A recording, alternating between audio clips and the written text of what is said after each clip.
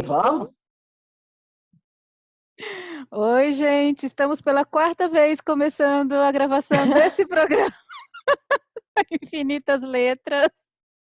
É sério, eu tenho um saci na linha hoje. É a quarta vez que a gente começa, mas vamos lá. Bem-vinda, bem-vindo ao nosso canal, a nossa conversa sobre narrativa, sobre processos criativos, sobre escrita. E nós estamos aqui com a segunda temporada do Infinitas Letras, com Fluxo Atemporal, que é o nosso ponto de partida dessa temporada, que é um oráculo que a Sabine fez download.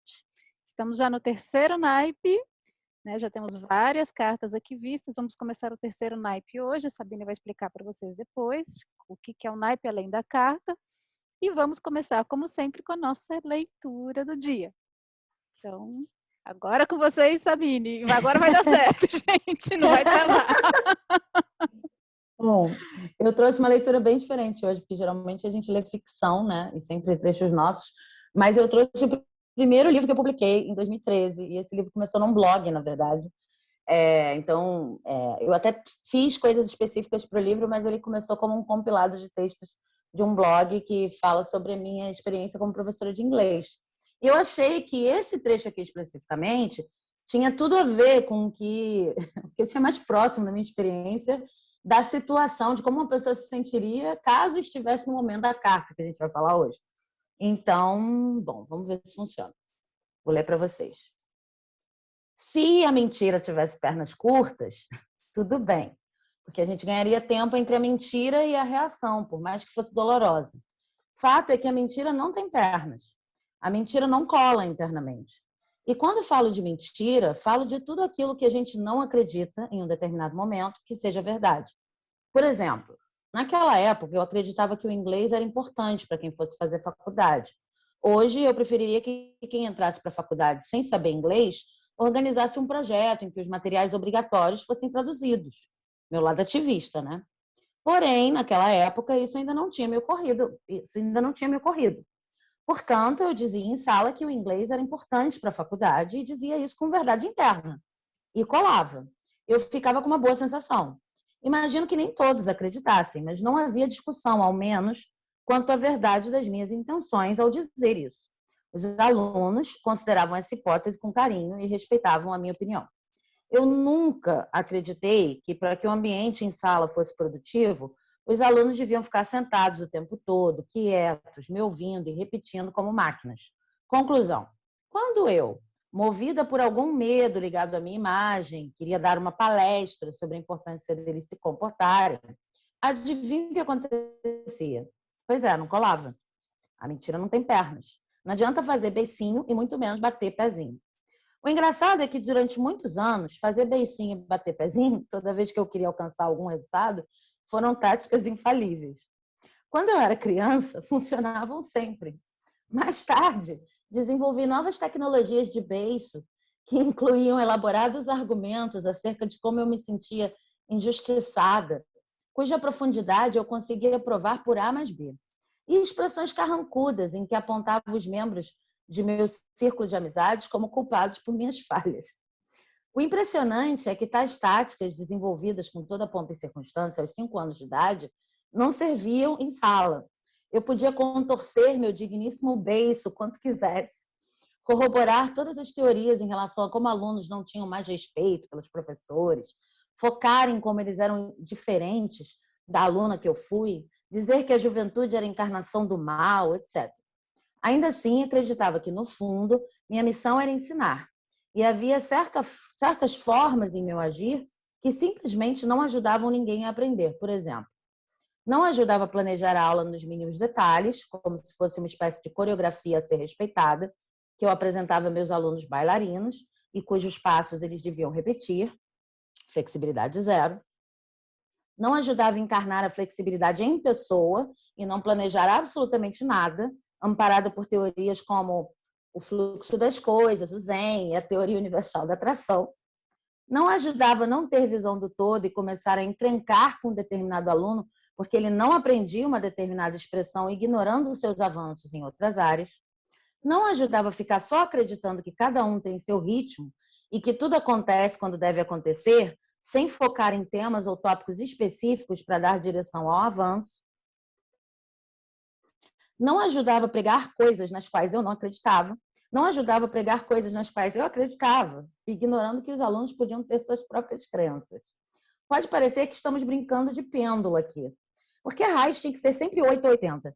Teria eu alguma incapacidade cerebral de transitar por zonas multicor de aprendizado que me fazia ficar sempre no preto ou no branco? Irritada, acabava me questionando. Afinal, qual é a verdade? Batia pé, fazia beicinho, culpava o mundo, os outros e a mim mesma, de acordo com as minhas taxas hormonais. Mas não conseguia visualizar saída que não fosse o equilíbrio. Eu não sou equilibrista para ficar na corda bamba, mas, se não me falha a lógica básica, o ideal, então, seria estarmos sempre atentos ao que acontece em sala de aula, vermos as relações como dinâmicas entre indivíduos, não é? Não exigirmos da prática pedagógica uma única verdade, e sim uma praxis que vai se construindo na medida em que vamos atuando, um equilíbrio em dinâmica para o qual não há respostas prontas. Que trabalhão! Só de pensar nisso me dava uma canseira. E a canseira não era o pior, porque eu nunca fui de me assustar com o trabalho. O pior, naquele início de carreira e início de vida, era a noção que eu tinha de que equilíbrio era uma coisa chata. Nada era mais chato do que ser equilibrado. E eu lá vinha ao mundo para ficar na corda bamba. Onde é que está a minha vida hollywoodiana, em que as aulas são mega shows ou tragédias em 3 atos? Equilíbrio é uma ova. Porém, se eu queria ensinar, e eu queria, teria que buscar o chato do equilíbrio. Enfim. Vou falar da carta, então. Você está mutada. Esse é um livro que fala da sua prática, né? Da sua rotina de... Isso. É um livro de crônicas. Ele começou como um blog, um blog que se chamava By the Way, havia um inglês no meio do caminho. E aí, quando eu virei professora universitária, eu retomei essas crônicas do blog, que eu citava muito em sala. As pessoas, os meus alunos, eu formava professores de inglês, eles apareciam com problemas, com angústias, com inseguranças, e eu citava esses exemplos. Da época que eu era professora e postava no blog, eu falei, poxa, eu acho que isso dá um livro. Eu uso toda hora. Então, eu peguei aquilo tudo e aí eu complementei com a época em que eu era professora de escola, né? Fiz uma parte só para isso. Aí virou By the Way, que eu publiquei em 2013. E eu quis trazer esse trecho porque a carta de hoje é a pipa, né? A pipa, não sei por que está embaçada aqui agora. Isso sou eu limpando a lente para ver se melhora. A pipa é uma carta que fala de um momento em que aparentemente está tudo bem, né? Não tem nada muito acontecendo de complicado ou diferentemente para quem acompanhou o programa do Caminho da Serpente, em que você sabe que você está meio indo com o que todo mundo diz que você tem que fazer, mas sabe que isso pode ter consequências no futuro, é um caminho que já indicou que aquilo ali pode levar para um problema. A pipa fala de uma situação em que você ou a pessoa que está ali, né, usando a pipa como metáfora, está representada como uma bela pipa que flutua no ar, né? Eu quero falar da carta primeiro, depois eu falo do naipe, porque acho que a carta ajuda a entender o naipe. Então, é um momento tranquilo, só que aí quando você repara nos detalhes, e essa era muito a situação desse trechinho do livro, assim, tá, eu estou ensinando, tá tudo bem, tudo que eu reclamo são coisas que outros professores reclamam também, mas sei. Quando você vai reparar nos detalhes aqui da pipa, essa pipa até é bonitinha, mas ela não está muito equilibrada. Tem aqui uma representação do que seria o eixo, né, ao redor do qual se constrói a pipa, mas os lados são completamente diferentes, né? Você tem um lado muito maior do que o outro. E ela tá voando. Então, para que serve uma pipa? Voar, bonita. Ela está voando. E não é, bonitinha. Está um pouco desequilibrada. E aí está um dia bonito de sol, então tem muita coisa para reclamar. Mas quando você vai ver quem segura a pipa, é uma pessoa que você nem tem como identificar quem é, né? Talvez seja uma mulher, talvez seja um homem, talvez o gênero não importa muito. É uma pessoa que meio que se mistura com a paisagem, porque ela mesma dá a definição de qual é o limite da carta. o braço não está fazendo esforço nenhum, não tem nenhuma ação aqui que seja, né? Eu, quando visualizo alguém soltando pipa, eu visualizo um movimento meio assim, né? Pelo menos um braço mais para cima, mais para baixo, ou os dois juntos lá. E aqui tá uma coisa, tipo, ela podia estar segurando um picolé, qualquer coisa, né? Não tem, apesar disso, é essa pessoa meio tanto faz aqui que está segurando a pipa e a cordinha que deveria estar tensa está fazendo um movimento muito sui generis aqui, que é um movimento de, olha, ela sobe, né, como se o cerol estivesse só aqui, e aqui ela dá uma caída e se conecta à pipa. Então a imagem mesmo leva ao questionamento de, ué, tá, a pipa está voando, está cumprindo a sua função, mas para quê? Por quê? Quem é que está segurando se essa cordinha aqui não faz o menor sentido, se a pessoa não está fazendo esforço nenhum, e tal. E aí a gente tem o nome da carta pipa e a frase que diz: tão leve, tão bonita, mas quem segura a pipa, né? Então, a principal questão dessa carta é a autonomia. E essa é a carta que abre o naipe de que a gente vai começar a falar agora, que é esse aqui, né? É o circo. Esse naipe do circo, ele vai trazer, depois que a gente já falou de trabalho espiritual, de primeiros insights em relação ao mundo espiritual e de se centrar, de procurar seus próprios valores e tudo isso, uma coisa que parece mais de dentro, né? Embora esteja sempre envolvendo o mundo, o circo, que está relacionado àquela expressão panis et circenses, pão e circo, para agradar as massas ou para apaziguar as massas, é o primeiro naipe que vai trazer, tá, tudo bem, você está fazendo isso com você, mas aí como é que isso funciona quando em contato com outras pessoas, quando em contato com a sociedade? Então, esse naipe vai trazer as suas questões espirituais, as suas questões pessoais, as suas questões de construção interna, quando colocadas em relação ao mundo, quando colocadas em relação a outras pessoas e à sociedade, isso que a gente chama de sociedade, e que aqui se entende como uma ficção, né? A sociedade é o conjunto de todos nós, mas que faz tanta influência, né? Que tem tanta influência nas nossas decisões no dia a dia. Então, tá bom, é tipo eu e a sociedade, esse naipe. E aí, a primeira questão, eu e a sociedade, é a autonomia. Eu tô aqui, eu tô nessa sociedade, eu tô voando. Muitas vezes eu acho como se tivesse alguém me segurando. Achei legal esse texto, porque toda hora eu, jovem, né? Eu fazendo essa crônica de eu jovem, falo. E aí eu culpo meus amigos, e aí eu faço meus beicinhos, eu digo que não dá. Mas, na verdade, não tem ninguém com a faca no meu pescoço dizendo que eu tenho que agir assim ou assado. Eu é que meio que estou percebendo que eu tenho que chegar num equilíbrio, numa autonomia que está difícil para mim, né? Mas que se eu quero ensinar, não tem outro jeito. Então, essa carta fala sobre isso. Quem segura a tua pipa? Tudo bem, você pode até ser leve, bonita, não ter grandes problemas e para o que a sociedade pede, está funcionando. Mas, assim, quem é que está segurando o teu voo? Como é que a autonomia se apresenta na tua vida? E é um pouco o que a carta traz. Eu acho que tem muito a ver com muitas das questões que a gente enfrenta na escrita, né? Não sei, quero ouvir de você. Deixa eu ver, tô com som, né? Quer dizer, eu desligo. Tá, tô ouvindo, tô ouvindo. Eu achei interessante, uma coisa que eu observei enquanto você falava, é que tem uma quebra, né? Parece que tem uma desconexão mesmo com o que está sendo empinado ali, com o que está sendo exibido, né? Essa coisa da pipa tem esse aspecto também da exibição, né? De algo que eu ponho para voar, de algo que eu jogo, mas para os outros verem, né? Tem esse aspecto aí da sociedade. Claro que a gente empina a pipa para a gente, mas tem ali naquele, você está mostrando, né? Naquele céu. E aí eu senti tem essa carta traz uma desconexão, né? Parece uma coisa meio não é burocrática assim, né? Até porque a pipa não traz traz o oposto, né? Daquele trabalho. Geralmente você faz isso por lazer, mas eu sinto essa desconexão, tem uma quebra até na linha, né? Parece que a energia não flui, assim, parece que aquilo não alimenta, tem um far, né?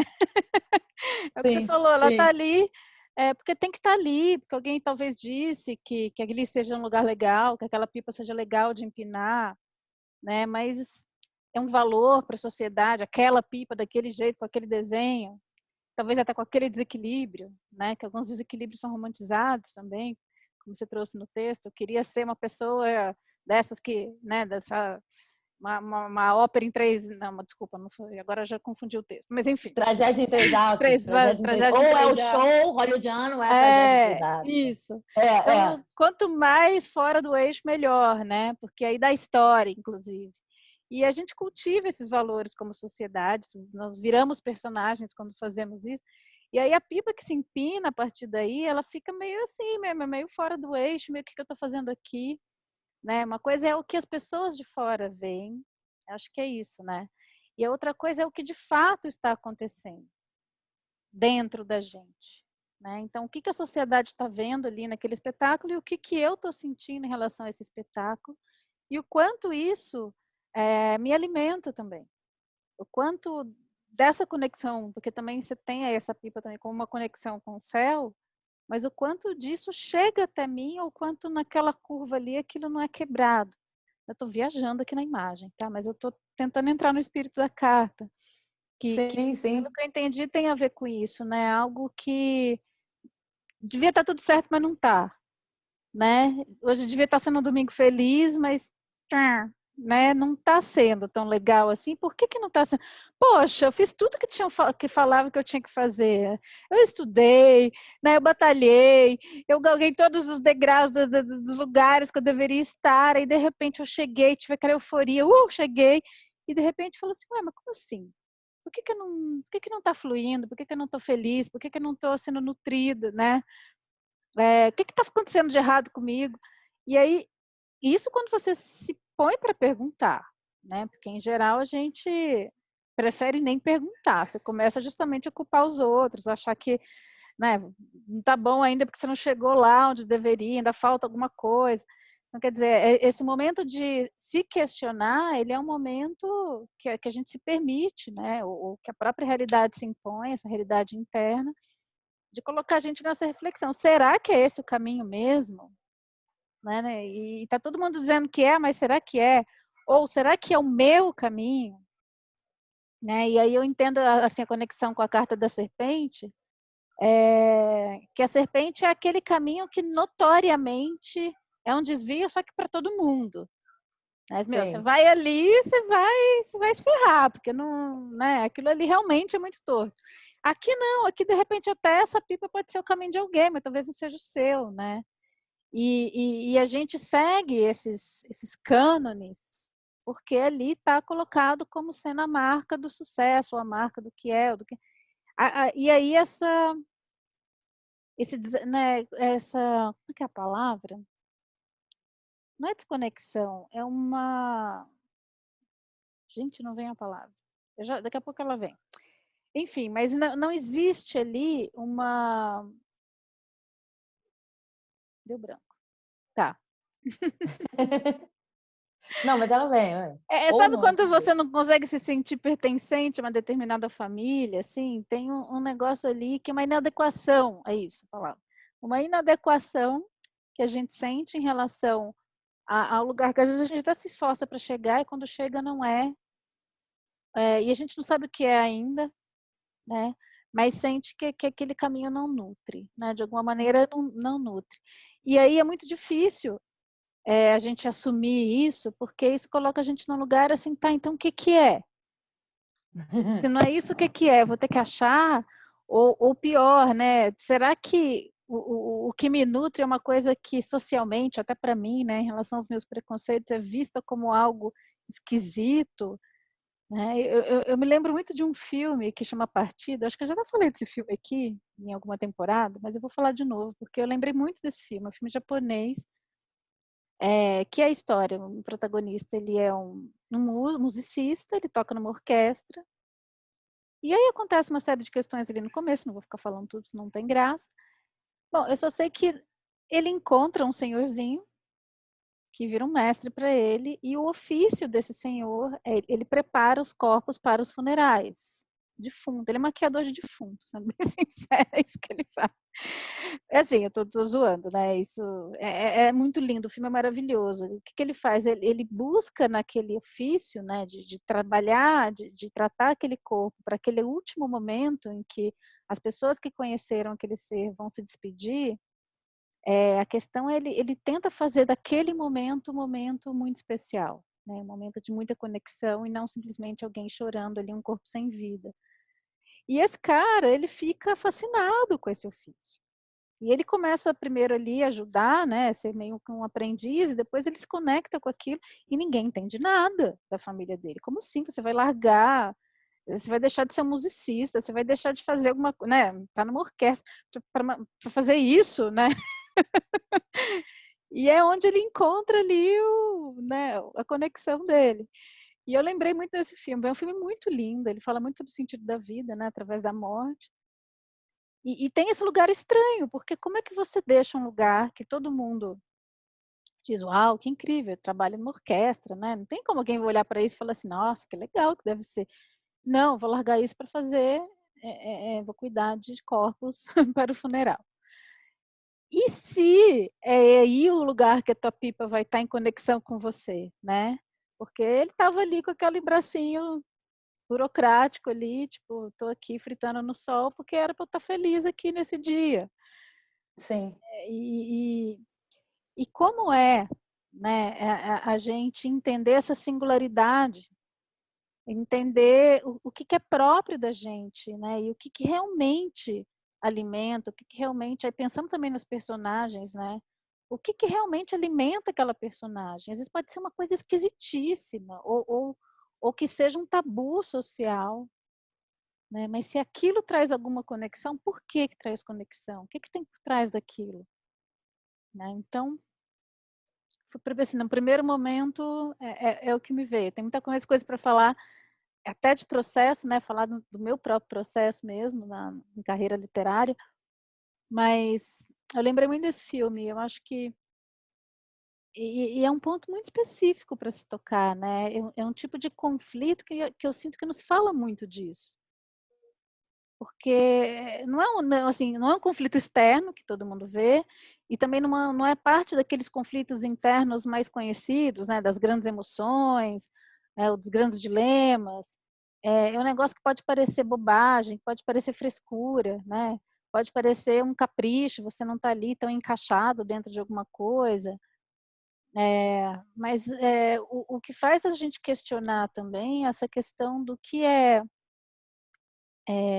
colocado superficialmente também como algo legal, né, por alguma razão, e o que realmente alimenta a gente. Né? Acho que essa É, eu acho que nesse nível tem uma grande camada de silenciamento, porque e que é um silenciamento que até se discute. Eu acho que realmente não é muito trabalhado. Eu nunca vi muitas narrativas falando nesse nível sobre a questão da conexão. Eu acho até que nesse texto que eu trouxe, eu não tinha visto isso, mas está lá também.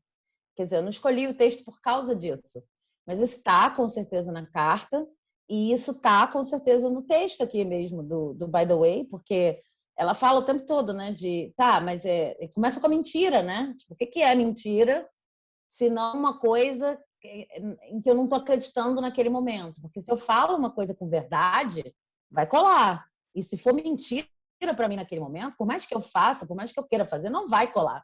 Então toda a discussão tá ao redor dessa coisa da mentira e da verdade interna, né? Eu não conseguia fazer, não consegui ser, não consegui estar, porque simplesmente não tem verdade interna, né? E isso é muito pouco dramatizado, muito pouco narrado, muito pouco explorado como conflito, né? Mas eu acho que em outro lugar, fica aí a dica para quem quiser explorar, eu acho que em outro lugar está aparecendo cada vez mais quando a gente coloca as questões identitárias, porque aí a gente vê camadas de silenciamento em relação à experiência de pessoas negras, pessoas indígenas, pessoas que sempre foram, principalmente em ambiente institucional, eu tenho lido muito sobre isso, em artigos, revistas, né? Artigos de revistas, certos, sei lá, volumes especiais, não é ficção, são às vezes crônicas, mas menos, assim, geralmente artigo. Mas eu digo artigo para um público geral, não é artigo acadêmico, né? Em que as pessoas começam a explorar essa questão de, por até às vezes não saber que existia outra opção, e por ser um ambiente muito pouco diverso ou muito generalizante, tem uma série de coisas que eu sentia ali dentro, que eu sentia que não encaixava, que eu não podia nem construir a partir de. Eu tinha que simplesmente aceitar ou sair. E aí, nesse lugar, eu vejo esse conflito sendo organizado. Mas é difícil.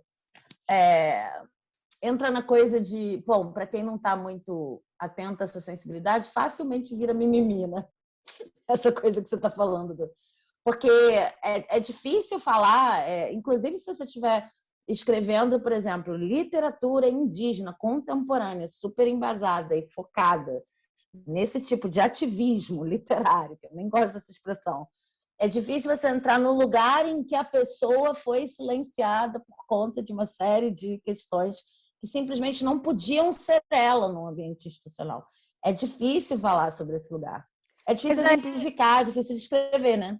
Mas aí me parece uma outra coisa, o que você está falando. Parece assim, a pessoa é obrigada a ficar num lugar que não é o dela, ou disfarçar quem ela é, ou de alguma maneira...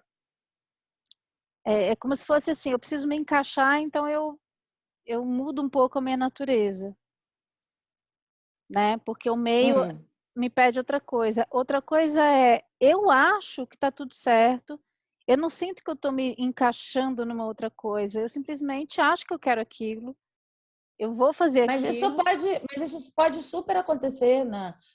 Porque assim, a questão identitária é muito difícil. E é justamente isso que eu tenho visto. Quando as pessoas falam de colorismo, quando as pessoas falam de lugares múltiplos, é justamente isso que eu tenho visto. A pessoa não é uma coisa. Então, ela realmente não sabe se ela devia se encaixar ali ou não, se ela devia querer aquilo ou não. Ela não sabe. Para ela que, tipo, tá, eu estou trabalhando... eu acho que o último texto que eu li sobre isso falava de uma empresa de telecomunicações. Então, tipo, eu estou trabalhando numa empresa de telecomunicações. Para mim, empresa de telecomunicações é isso. E eu gosto disso. E eu quero fazer isso. Mas aí, no nível identitário, eu não... Para mim, não está entrando ainda a questão identitária. Agora, hoje, sei lá, com a pessoa dizendo, né? Para mim, não estava entrando naquela época a questão identitária.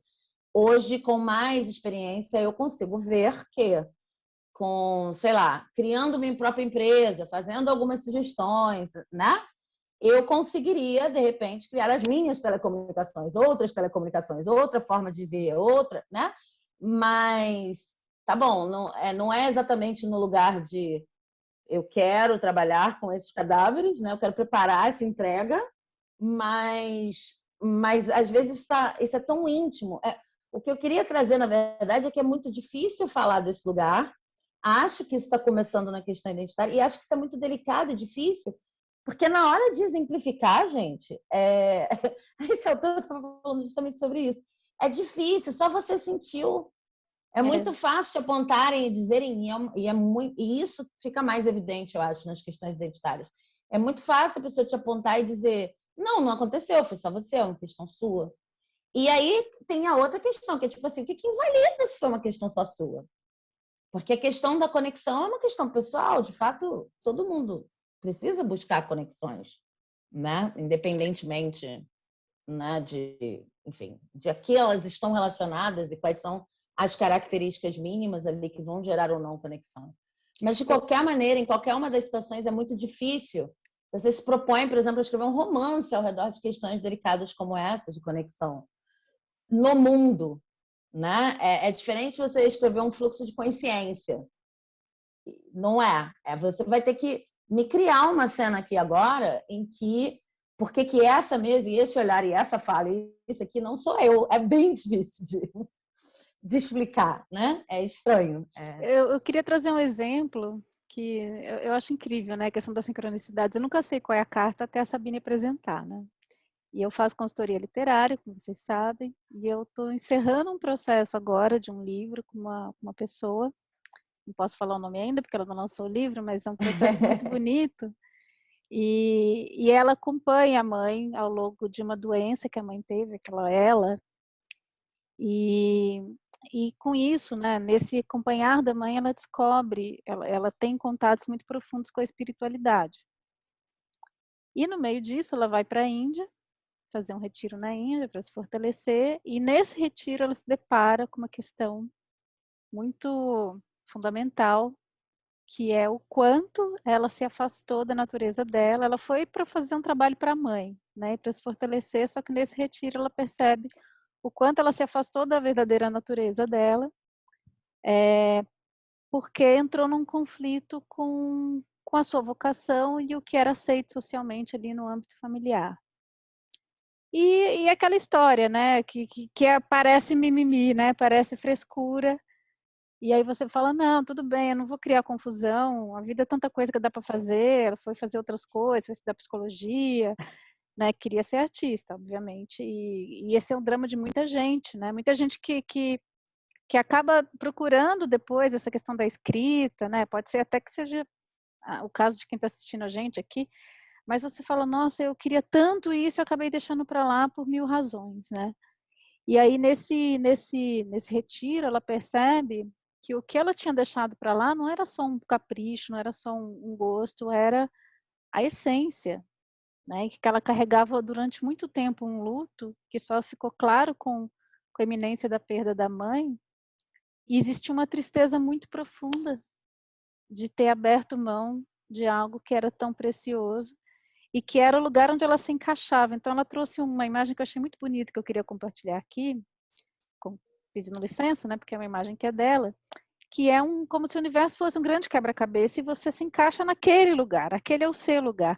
Não quer dizer que você não pode fazer outras coisas e ser boa nas outras coisas, né? E até ter alguma satisfação com as outras coisas, mas quando você está no seu lugar e faz o que você veio fazer, que você, né, planejou, sei lá, para quem acredita nisso, né, que a gente planeja antes, eu acredito, mas assim, a sensação é de você estar encaixado em quem você é.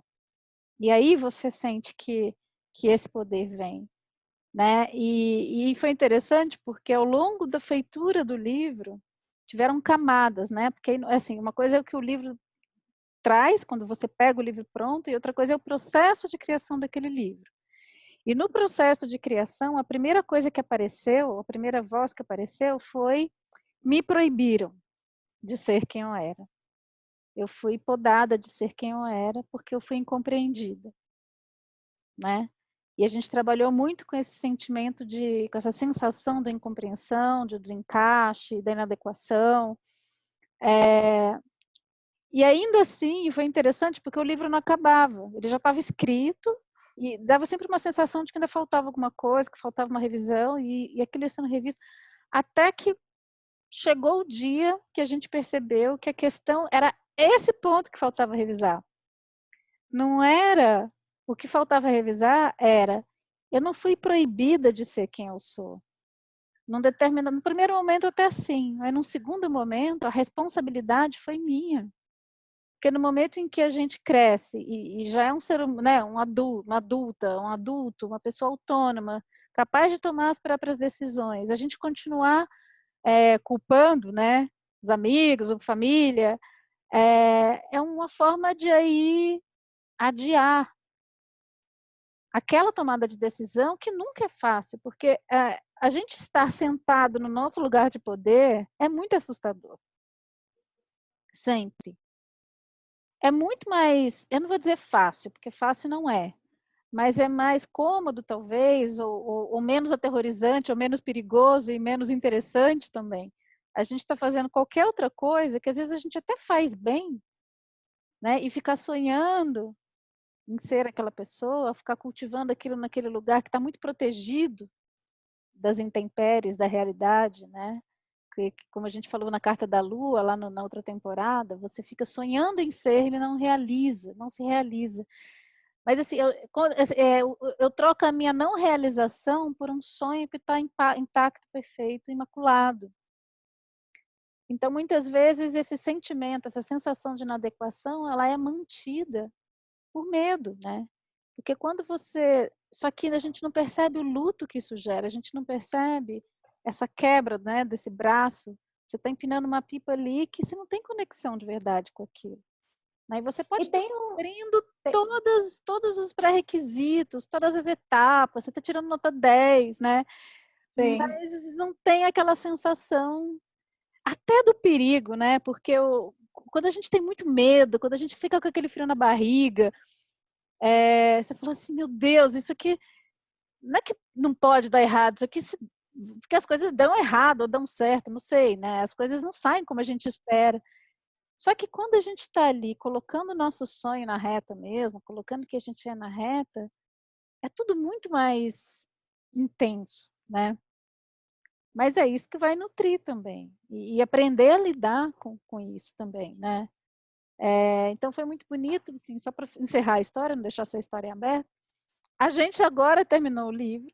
Ela sentiu que o livro terminou porque ela chegou no ponto exato, que era esse ponto de fui eu que depois decidi, né, não fazer, por uma divisão interna, por uma escolha que eu tinha que fazer e tive dificuldade de fazer e que agora estou fazendo. E o livro o livro marca, um sacramento, né? É um ritual mesmo. O fato desse livro estar sendo escrito é escolher por esse caminho.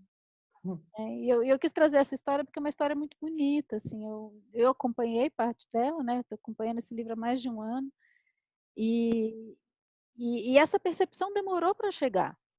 Até para mim, né, que estou de fora acompanhando, essa percepção Que às demorou. vezes para quem está de fora é mais fácil, né? Então, mesmo assim, né? Porque essa ideia de que alguém proibiu e você introjetou a proibição é uma coisa, né? Agora que existiu ali uma divisão interna e que essa divisão interna que faz que gera essa quebra, porque quando a gente se divide, a gente se quebra. A gente não sente essa conexão plena, né, com esse eixo vertical que alimenta, né, que é isso, eu estou aqui na terra, com meus pés na terra e minha cabeça apontada para o céu, recebendo para poder, né, é o homem vitruviano, né, é a mulher vitruviana. Essa estrela de 5 pontos, a gente em conexão brilhando, né, mas se tem alguma coisa que está fora, a gente não está recebendo, né, não está sendo nutrido por isso. E o que está impedindo? O que de interno está impedindo? Então, essa noção de que... E aí não é ficar culpabilizando o vítima, né? Dizendo assim, não, tudo é culpa minha, tudo eu que não quis ou que eu não escolhi, não é entrar nessa viagem. É claro, existem fatores externos muitos que impedem, que criam resistência, mas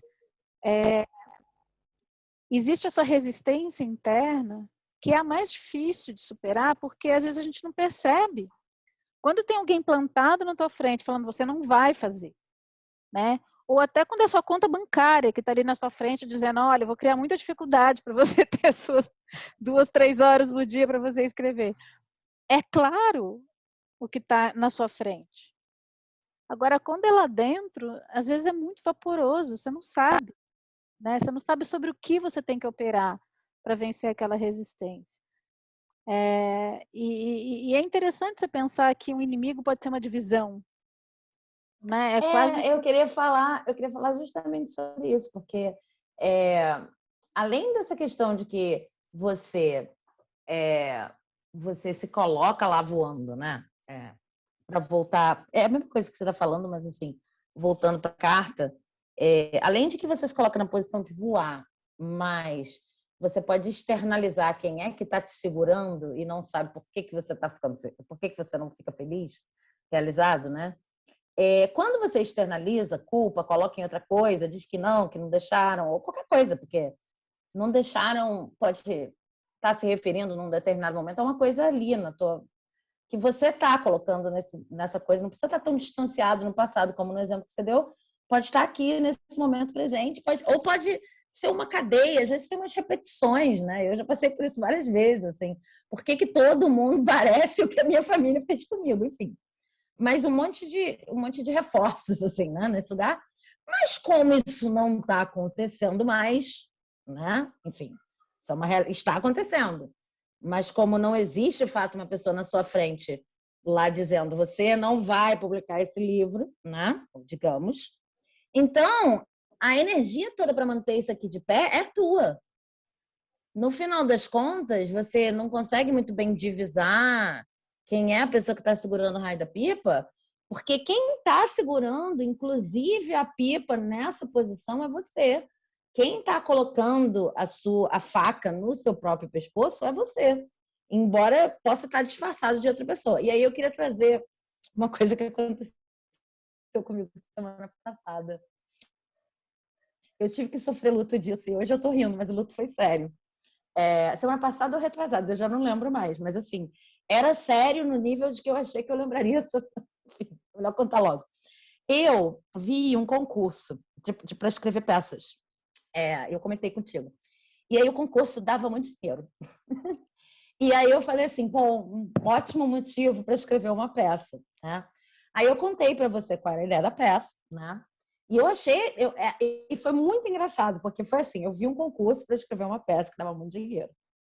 Esse dinheiro para mim ia ser um negócio assim, caramba, eu vou poder passar alguns meses sem pensar em ganhar nenhum dinheiro.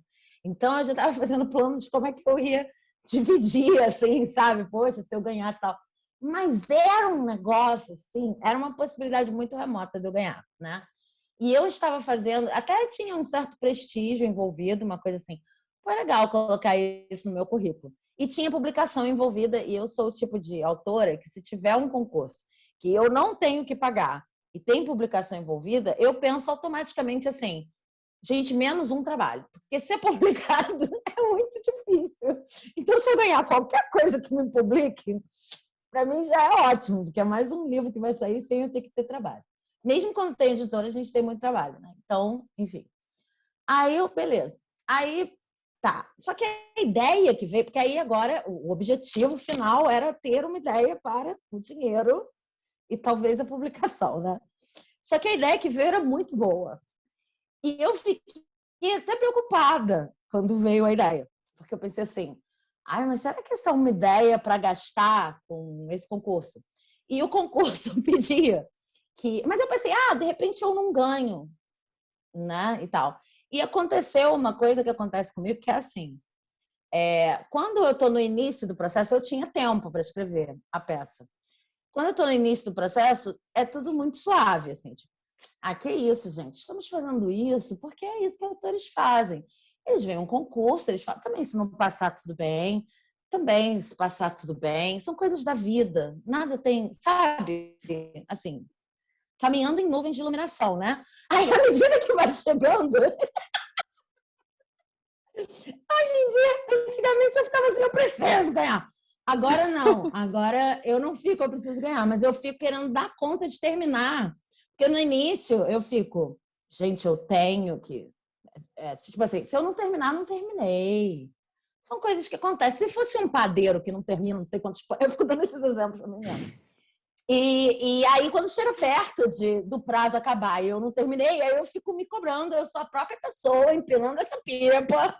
Vamos lá, pipa! A pipa já está desequilibrada e tal. Aí eu entrei num processo um pouco desse, porque no meio das semanas, o que eu tinha planejado, eu acabei perdendo 2 semanas, ou ganhando, depois vocês souberam o final da história, para fazer uma coisa completamente diferente. E que foi muito boa e tal, um outro tipo de escrita. Mas o lance é o seguinte, lá no início disso, eu já sabia que a peça ia ter que ser escrita em inglês, porque o valor era bom justamente por causa da conversão do dólar. A peça ia ter que ser escrita em inglês, o valor era bom por causa da conversão do dólar. Mas enquanto eu estava escrevendo, por mais que a ideia fosse boa, eu pensava assim, mas não faz sentido escrever isso em inglês, né? Aí eu tinha que ter um trabalho gigantesco porque tudo que você quer fazer que tenha sentido, você vai encontrar uma solução. Você pode não encontrar a conexão, mas você pode encontrar o melhor jeito de fazer. Então, se você está num trabalho... Isso já aconteceu comigo várias vezes, assim. Eu estou num trabalho, eu preciso daquele salário, sei que não são as condições ideais, mas eu vou fazer o meu melhor possível. Quando você está escrevendo, é só você. Você é o raio do chefe que está empinando a pipa. Então, não adianta você brigar, porque era só parar. Era só desistir. Era só fazer do outro jeito. Mas, às vezes, eu entro nessa história de que, não, peraí, vamos continuar só mais um pouquinho. E quando eu vi, eu estava colocando coisas na peça de que a peça não precisava para justificar que ela participasse do concurso.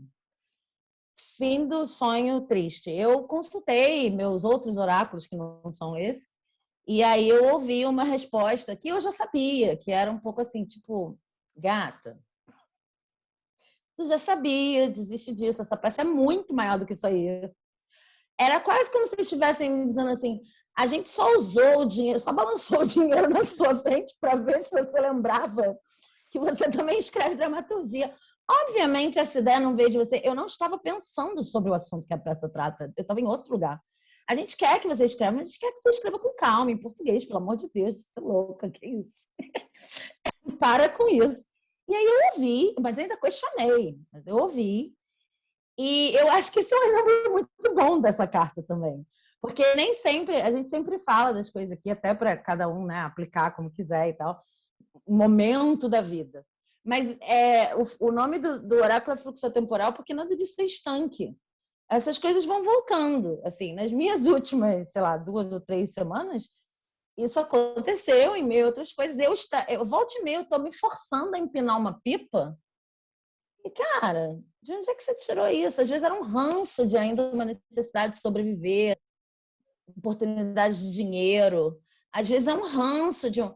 E eu não gastei meus dias todos com isso, mas tá lá, é uma pipa que eu tô querendo voar no meio de tantas outras coisas. E é um negócio para observar, sabe? E isso acontece mesmo quando não tem dinheiro envolvido. Não é só sobre prestígio também. Às vezes você tá tentando empinar um parágrafo que tu já sabe que não é, entendeu? Um livro, um projeto inteiro, né? Um projeto inteiro, ou um saga. calendário que você já sabe que não é. Olha, já aconteceu comigo. Esse livro não é para escrever correndo desse jeito. Não, você não percebeu ainda que não vai dar? E tem uma coisa engraçada, né? Assim? Porque, assim, é muito comum a gente ver isso com emprego, né? Você fala assim, não, mas eu tenho um emprego que eu não queria e tal.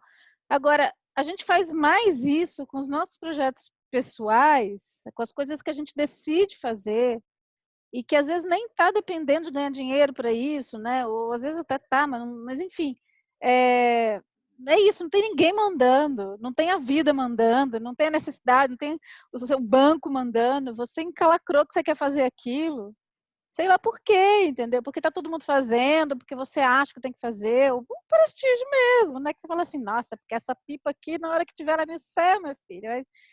E é engraçado, porque é frustrante. A palavra para mim é frustrante. Quando eu me encanto com uma pipa dessa, toda fluorescente, né? Corro atrás ali, compro um fio dourado para empinar essa pipa. Na hora que ela sai, você quebra o bracinho assim, né? E fala assim, ai, não tá gostoso. Ou você tem que ficar, né? Aquilo tem que ficar sempre tendo novidade. Porque, na verdade, assim, como não está te alimentando, você tem que ficar. Aquilo toda hora tem que estar tendo uma novidade, porque senão não vai valer a pena, né? E isso para mim virou um indicador, sabe? De quando. Ou quando está muito no futuro, assim, quando? É tipo isso, né? O que eu vou fazer com esse dinheiro? Lá na frente, mas o hoje está ruim, entendeu? O hoje não está bom. Então, por que eu estou fazendo se o hoje não está bom? Só vai estar bom amanhã, quando? E isso virou um indicador. Então, a frustração vem da desilusão, né? Porque é muito ruim a gente se desiludir. É muito ruim, porque é tão bom ficar nesse estado de que incrível, que apaixonante, que uau! E aí, quando a gente olha com sinceridade, você fala assim, isso não é tão incrível, nem apaixonante, nem uau. Na verdade, isso é purpurina para todo mundo, né? Aí você põe ele na rede, que você está fazendo, você fala para as pessoas, desculpa, eu vou pegar seu exemplo, porque ele está aqui na bandeja. Mas isso, estou escrevendo uma peça em inglês, estou concorrendo a um concurso internacional que vai vir muito dinheiro. Aí o que você vai ouvir de alguém? Fala assim, amiga, vai com tudo, força, vai dar tudo certo, né? Mas se não é, né? Olha, eu queria aproveitar que você está falando isso, que eu aprendi jovem a nunca postar isso. Porque vontade eu já tive. E eu provavelmente já postei.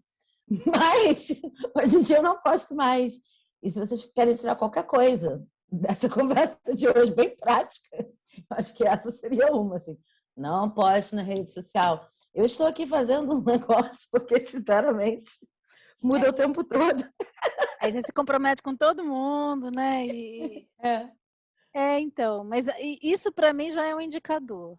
É lógico, a gente quer ficar compartilhando, até a gente tem esse, não é nem falar impulso, né? A gente tem esse, sei lá, esse vício, essa necessidade, já é tudo muito misturado, né? De ficar dizendo, olha, eu existo. Quem acompanha a gente já sabe, né? O que a Porque é gente acha disso? solitário também, né? É muito É, solitário. mas Mas tem realmente hora. os melhores projetos que eu tive, é, assim, mais prazerosos e mais ricos, orgânicos e que melhor nesse sentido, né? Do que a gente está falando aqui, que eu senti que eu realmente estava. Eu não tive vontade de falar, de expor, não sei o quê. Daí, quando eu olhei, estava pronto. E daí é mesmo uma coisa de primeiro isso, depois aquilo, depois aquilo outro, sem se atropelar, né? Quando É, você sente mesmo esse negócio de já não tem nada, mas eu estou fazendo o que tem. Parece que já é um se enrolar para depois ter que cumprir. Já é um negócio que você pegou o planner, botou lá na frente para ver se cola para você mesmo, que já não está colando. então tem uma coisa muito engraçada que já aconteceu comigo. Eu postar um negócio, nem lembro o que, tá? Mas assim, você posta, olha, vou fazer tal coisa. Aí tem grilos, né? 2 curtidas. Aí você fala, nossa, que bosta. Quer dizer, ninguém achou aquilo legal. Nossa, então não é legal mesmo. Eu falei, mas peraí, eu precisava de alguém achar legal para eu achar legal, então eu já não estava achando legal. Porque quando o negócio É. que é muito legal mesmo, você realmente acha que é muito bom, isso, ou você nem tem necessidade de ficar falando, né? Ou se ninguém acha legal, você fala, desculpa, mas eu gosto.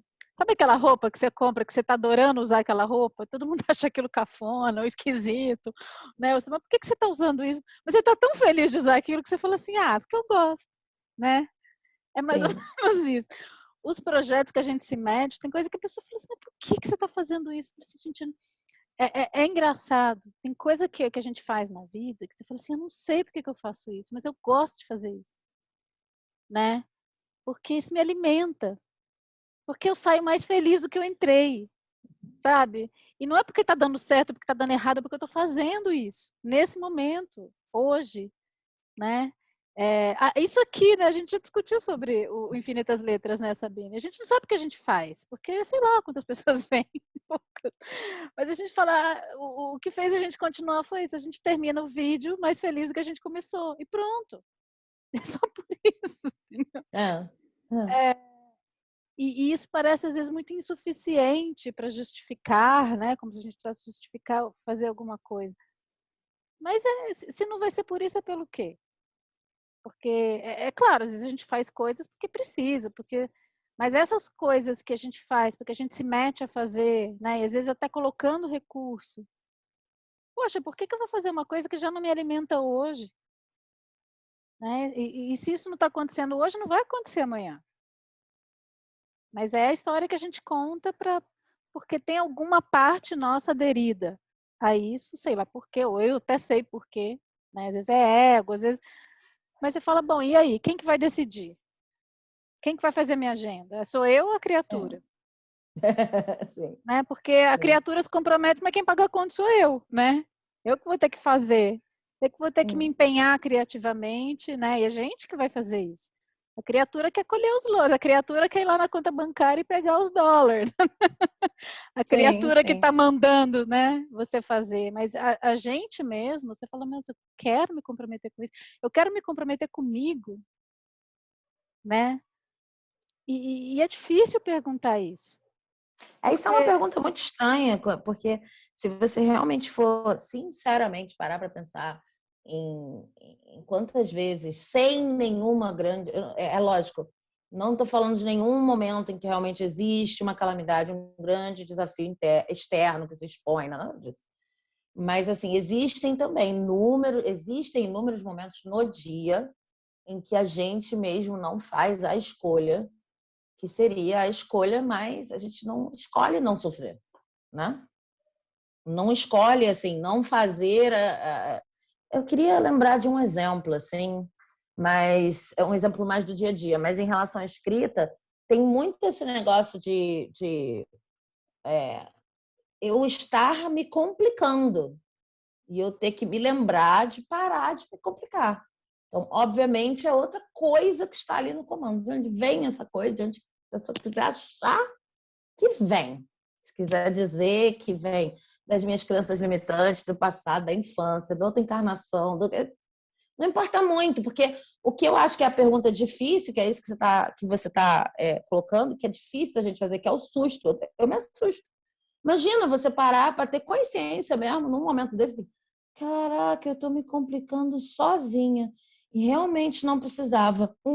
Não tem ninguém olhando. 2, só eu estou me fudendo. 3, sabe? Tipo, não há vantagens. 4, não há vantagens. 5, caraca. Tipo, e aí uma hora você olha e fala assim: realmente não há faca no pescoço, não tem, teto não está caindo.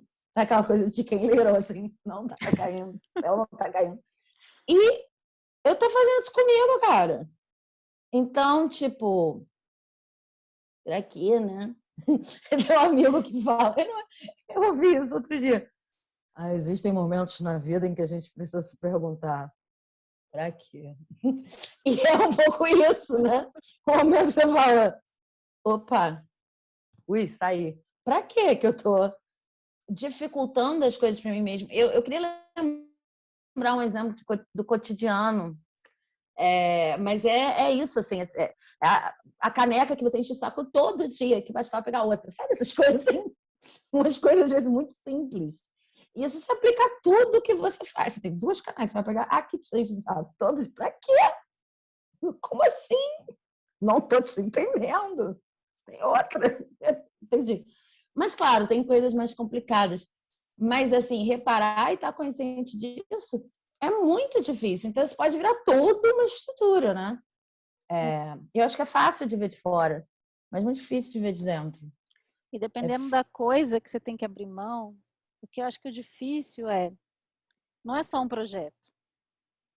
É o que aquele projeto simboliza, né? Porque às vezes um projeto, quando eu falo um projeto, é um projeto literário, um projeto artístico, seja lá qual for, ele tem ali aquele início, meio e fim dele. Mas quando eu olho para ele e falo, eu acho que não é só ele. É a casa onde ele está, o país onde ele está, né? Então, de repente, eu falo assim, será que eu ainda vou fazer filme na minha vida? Né? Que eu tô falando, tô botando meu na reta. Eu sou formada em cinema, faz muito tempo que eu não filmo. Né? Então, o cinema sempre está aí. Um dia eu vou filmar de novo, um dia... E aí, teve um dia que eu falei assim, não sei se eu quero dirigir mais. Porque se apresentou uma possibilidade ali de um curta para dirigir e na hora, né, todas as criaturas egóicas e prestigiosas e eu no set, eu adoro set, eu sou adicta de set. Mas naquele momento eu falei assim, eu não quero mais fazer. Sabe quando eu falei assim, não quero mais fazer. Mas aí, se eu não quero fazer, eu não vou mais fazer e eu não vou mais fazer. Mas eu sou formada nisso, mas assim, como assim? Mas será que é nunca tipo mais? Aquele negócio que o pessoal fala de relacionamento, né? Que é tipo assim, eu pelo menos queria saber que aquele foi o último beijo, a última transa. Assim, é meio... Mas será que é nunca mais ou será que eu ponho na caixinha do mais tarde, sabe? Será que é nunca mais mesmo? E a caixinha às vezes vai ficando cheia, né? E vai assumindo ali, vai te cobrando, vai te dividindo. Né? E às vezes tem coisa que tem que morrer, gente. Que tem que falar assim, não, Tem coisa que tem que morrer. Isso não mais mesmo, sabe? Nossa, mas eu era isso, mas você não é mais. Aceitar que as coisas, né, mudam e que... Porque às vezes tem isso também. Às vezes, eu tô num lugar que nunca foi o meu. E às vezes é assim, gente, mas esse lugar eu já me senti tão plena nele, por que eu não sinto mais? Né? Às vezes é isso. Às vezes tem pipa que você tava ali, né, maravilhosa, a pipa ali descendo e fluindo, de repente a pipa... Porque também isso acontece, né? E aí eu acho muito, eu fico triste, assim, para mim é muito difícil aceitar que as coisas... Mas esse negócio da peça que eu falei, eu tô rindo aqui, mas no dia seguinte, e no dia mesmo que eu tive que tomar a decisão, parecia que eu estava decidindo o destino da humanidade. Foi um luto muito grande. Eu sei o quão patético isso, eu sei o quão patético isso pode soar, mas eu estava investida em cumprir aquele cronograma. Vocês não têm noção de que é uma coisa séria por aqui. Acho que, inclusive, eu diria que quanto mais absurdo for o calendário que eu planejei para mim mesma, mais sério o negócio parece. Quando é sério mesmo, não é assim. Mas, assim, eu quero deixar nessa nota de sonho e o que parece, o que significa, etc., porque a gente chegou ao final do tempo e porque tem tudo a ver com a próxima carta. Ah, ainda tem tanta coisa para falar, que bom. Ó, a próxima carta se chama O Beijo Esperado. Ui. E a frase diz: cura, mas nunca vem. Ai, que coisa romântica. É bem romântico, é bem romântico. É. Estou instigada. O que será que vem por aí? Isso.